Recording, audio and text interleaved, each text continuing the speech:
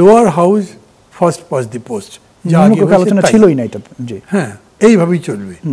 আর এইখানে প্রাপ্য ভোটের পরিমাণ অনুযায়ী, অনুপাত অনুযায়ী আপার হাউসটা হবে। মানে রাজনৈতিক দলগুলোর কী উপায় আছে? নির্বাচন ঘোষণা বয়কট করে দেবে কেউ? এই নির্বাচন যদি না হয় তাহলে কি হবে? মার্শাল হবে। বা একটা ফোর্সেস অফ ডার্কনেস, যারা গণতন্ত্র নয় তারা আসবে, তাতে আপনার কী লাভ হবে, আমার কী লাভ হবে? আপনি এখন যা ভালো ছিলেন, এই চ্যানেল 24 আমাকে ডাকতে পেরেছে, এই চ্যানেল 24 আমি এই অনুষ্ঠান এটা মুক্ত বক্তব্য করতে পেরেছি। এখান থেকে বেরোবার পরে রাস্তার মধ্যে পুলিশ ধরে নিয়ে গেছে, কি বিভৎস একটা চিত্র ছিল। তো আপনি করতে পারবেন না, যেহেতু গণভোট আপনার কনস্টিটিউশনে নাই। আপনার কনস্টিটিউশনে থাকলে আপনি করে ফেলতে পারতেন। গণভোটের পর তো কারো কথা বলা থাকতে পারে না। জাতীয় ঐকমত্য আমরা পিয়ার পদ্ধতি করবো নাকি নন পিয়ার, হাইলি একটা পলিটিক্যাল থিওরিটিক্যাল ডিবেট, উচ্চকক্ষ নিম্নকক্ষ বিভিন্ন। এইটা তো আমরা আলোচনা করি একটা নিষ্পত্তি করতে পারি। অনেক থিওরি আছে, ওটা বিতর্ক করে নিষ্পত্তি হয় না, বিশ্বাসের ব্যাপার দাঁড়িয়ে যায়। কিন্তু এইটা পিয়ার পদ্ধতিতে কোন কোন দেশে কী লাভ হয়েছে, নন পিয়ারে কী অবস্থা চলছে, ফার্স্ট পাস দি পোস্ট, সেটা বলা হবে, আলোচনা করে সিদ্ধান্ত করা যাবে। তা করা হয়নি এখনো। আমি বলছি কিন্তু এইখানে আরও বড় বিতর্ক কি, 15 বছর ধরে রাজনৈতিক দলগুলো লাগাতার আন্দোলন করেছে এই ফ্যাসিবাদের বিরুদ্ধে। রক্ত, ঘাম, জীবনদান, গুম খুন, কত কি হয়েছে, মানে অবর্ণনীয় সেই দুঃসহ দিনগুলো সব বিরোধী দল মিলে আন্দোলন করেছেন। বেগম জিয়ার মতো নেত্রী কত বছর জেল খাটতেন, ভাবছি তার লাইফটাই শেষ লাইফে চলে গেল সেখানে। তো ওনারা এই আন্দোলনের শেষ পর্যায়ে থাকতে পারেনি, মানে নেতৃত্বে তারা থাকেন দেয়া।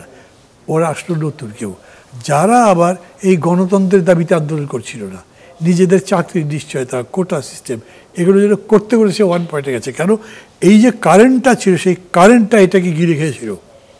কোটার আন্দোলনকে ছাপিয়ে হয়েছে এই গভর্নমেন্ট কিচ্ছু দেবে, এদেরকে সরাও, তখন এক দফা চলে এসছে। এই যখন ঘটনাটা ঘটে গেল, সরকারটা পতন হয়ে গেল, তারপরে দেখলেন ন্যাচারালি একটা বিজয়ী আন্দোলনে সবাই নিজের নিজের ভূমিকার কথা বলে, তার সাফল্য দাবি করে, কৃতিত্ব দাবি করে। রাজনীতিতে তো বেশি করেই হয়। অতএব কথা এসছে, ছাত্ররা বলেছে ওরাই করেছে, অন্যরা বলেছে তোমরা তো করেছো, নিশ্চয়ই তার জন্য আমরা কৃতজ্ঞ, কিন্তু তোমরাই শুধু করেছো তা না, আমরাও করেছি। আমরা 15 বছর ধরে লড়াই করেছি না, আমাদের নেত্রী জেল খেটেছেন না, আমাদের এত লোক জেল খেটেছে, কারাবরণ করেছে, তারা মৃত্যুবরণ করেছে, তাদেরকেও মানতে হবে। এদিকে আবার বলেছে এই 15 বছর ধরে যাই করেছেন একটা খুঁটিও নড়াতে পারেননি। তার মানে এখানে নেতৃত্বেও একটা বিরাট বিরোধ আছে, এটা তো আলোচনাই হয়নি। তাহলে এখানে মানে ডিক্লারেশন হিসেবে কমন বা ঐক্যমতের ভিত্তিতে কিভাবে হবে, এটা আমি বুঝতে পারি। আমি মনে করি এগুলো। আপনি যেহেতু যে পিয়ার পদ্ধতির ইস্যুতে আসলেন, একটু এই বিষয়টা যদি আসে, এখনো পর্যন্ত তো অনেকগুলো রাজনৈতিক দল একমত হতে পারেনি। বিএনপি পিয়ার পদ্ধতি ছাড়া, জামাত এবং এনসিপি তারা চাচ্ছে যে পিয়ার পদ্ধতির মধ্যে নির্বাচনটা হতে। তো সেক্ষেত্রে কি নির্বাচনে যে সময়সীমাটা দেওয়া হয়েছিল প্রধান উপদেষ্টার পক্ষ থেকে, সেই সময়সীমা কি ঠিক থাকবে কিনা? ওই প্রশ্নের জবাব দেওয়ার আগে আমি একটা কথা বলি, এইটার একটা ইন বিটুইন বলেন অথবা আমার বিবেচনায় সেটাই একমাত্র সলিউশন হওয়া উচিত। আমি এটা সাপোর্ট করছি। কমিশন বলেছে lower house first pass the post, যা আলোচনা ছিলই না এটা। হ্যাঁ, এইভাবেই চলবে। আর এইখানে প্রাপ্য ভোটের পরিমাণ অনুযায়ী, অনুপাত অনুযায়ী আপার হাউসটা হবে। বিরোধ হচ্ছে জামাত বা অন্যরা বলছে না নিচেও এই সিস্টেমেই রেজাল্ট হতে হবে, বিএনপি বলছে না নিচে এটা হবে, উপরেও এখানে যে আসন পাবে সেই প্রপোর্শনে ওইখানে আসন দিয়ে দিতে হবে। তাহলে নিচেরটার উপরেটা তো একই জিনিস হলো, রেপ্লিকা হয়ে গেল না। অতএব সেদিক থেকে যদি মাঝামাঝি জায়গায় যাওয়া যায় তাহলে ভালো। আমি দেখেছি যে যেহেতু ইলেকশন কমিশন কি বলে ঐক্যবদ্ধ কমিশন এটা করেছে, ঐক্যবদ্ধ কমিশন, তারা এটাতে স্টিক করে যদি থাকে, আমি উৎসাচ্ছি না, কিন্তু আমি মনে করি তারা আর কোনো পথ দিতে পারবে না, কারণ দুই পক্ষ দুই দিকে দাঁড়িয়ে গেছে। এটা থিওরিটিক্যালি জাস্টিফাইড মনে করি, ইথিক্যালিও রাইট মনে করি আমি, কিন্তু ইট ইজ ইন বিটুইন, উপরে নিচে দুইটা দুই রকম হয়েছে। মানে রাজনৈতিক দলগুলোর কী উপায় আছে? নির্বাচন ঘোষণা বয়কট করে দেবে কেউ? এই নির্বাচন যদি না হয় তাহলে কি হবে? মার্শাল হবে।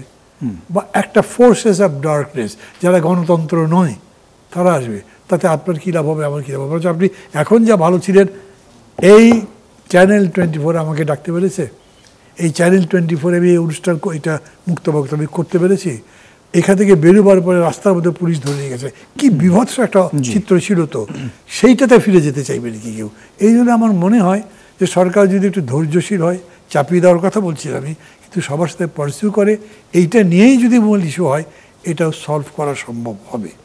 আবার কেউ কিন্তু গণভোটের কথা বলছেন রাজনৈতিক দলগুলোর পক্ষ থেকে, এই বিষয়টা কেমন? এখন তো আপনি করতে পারবেন না, যেহেতু গণভোট আপনার কনস্টিটিউশনে নাই। আপনার কনস্টিটিউশনে থাকলে আপনি করে ফেলতে পারতেন, গণভোটের পর তো কারো কোনো কথা বলা থাকতে পারে না। কিন্তু ওইটা যেহেতু নাই, তাহলে গণভোট হবে কি হবে না একই ভিতরে কইতে হবে। কেউ বলবে হবে, কেউ বলবে হবে না, চলতেই থাকবে, ওইটার কোনো মানে নেই। এই জায়গাগুলো দুটো একটা পয়েন্টে মৌলিক বিষয়, যদি মৌলিক বিষয়টা মানে কি, যেটা আপনার গণতন্ত্রের প্রক্রিয়ায়, নির্বাচন প্রক্রিয়ায় বাধা তৈরি করছে, সেটার জন্য সরকার পক্ষ থেকে কনসার্ন যারা স্টেক হোল্ডার যারা, তাদের সাথে কথা বলে একটা নিষ্পত্তির জায়গায় তারা নিতে পারতেন। শেষ রায় তো তাদের কাছে আছে। এটা আমরা মিটিংয়ে আমি এই কথা বলেছিলাম যে স্যার, আপনি যেরকম করে বলছেন যে সবার মতের ভিত্তিতে করব, সব মত তো এক হবে না, একমত হবেও না। ওই রকম জায়গাতে কে সিদ্ধান্ত দেবে? আমি মনে করি এই হাউজের পক্ষ থেকে বলছি, কিন্তু হাউজের মধ্যে থেকে বলছি, সবাই এটা বলা উচিত যে এই সিদ্ধান্ত আপনারা, অন্তর্বর্তী সরকার বা ঐক্যবদ্ধ কমিশন তারা দিতে পারবে। তখন কিন্তু সবাই একমত হয়েছে। এখন শেষ দিনে এসে ওরা তাই করছে, 2-3টে ইস্যুতে তারা তাদের সিদ্ধান্ত দিয়েছে। আবার ওইটুকু গণতান্ত্রিক প্রক্রিয়া রেখেছে যে বাকিরা যারা যারা এটা মানতে চান না, তারা নোট অফ ডিসেন্ট দিতে পারে। আমি মনে করি সো ফার একটা ডেমোক্রেটিক প্র্যাকটিস রাখার চেষ্টা করা হয়েছে। তারপরে কেউ জোর করে যদি নাই মানতে চায়, তখন তো আপনি আপনার সিদ্ধান্তেই চলতে হবে।